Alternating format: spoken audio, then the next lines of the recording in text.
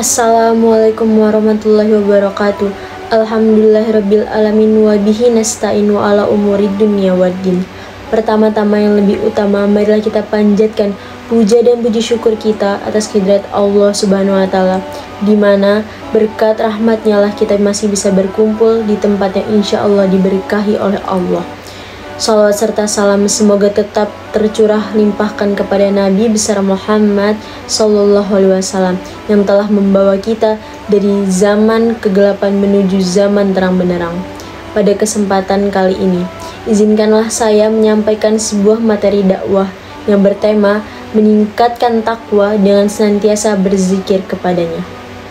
Pada suatu ketika, Abu Hurairah ditanya oleh seseorang, "Wahai Abu Hurairah, apakah yang dimaksud dengan takwa itu?" Lalu Abu Hurairah tidak menjawab pertanyaan itu, tetapi memberikan satu ilustrasi. Pernahkah engkau melewati suatu jalan dan engkau melihat jalan itu penuh dengan duri? Bagaimana tindakanmu untuk melewatinya?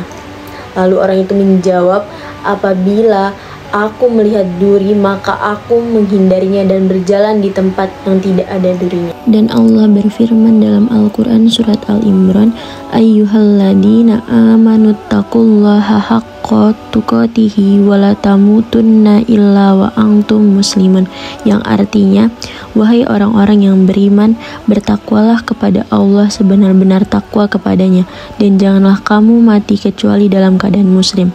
Quran surat Al-Imran ayat 102. Dari ayat di atas kita tahu bahwa sebagai seorang muslim sudah seharusnya kita menjadi hamba yang bertakwa.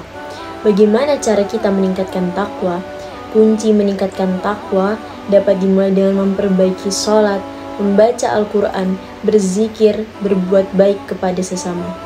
Dalam dakwah kali ini, saya mengutip zikir sebagai salah satu contoh kecil agar kita lebih bertakwa kepada Allah.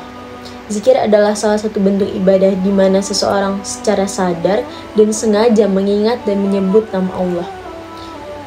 Adapun keutamaan dari berzikir, yang pertama, zikir itu membantu membangun kesadaran konstan tentang kehadiran Allah dalam kehidupan sehari-hari. Yang kedua, dapat sebagai pembersih hati. Zikir membantu membersihkan hati dari sifat-sifat negatif dan dosa.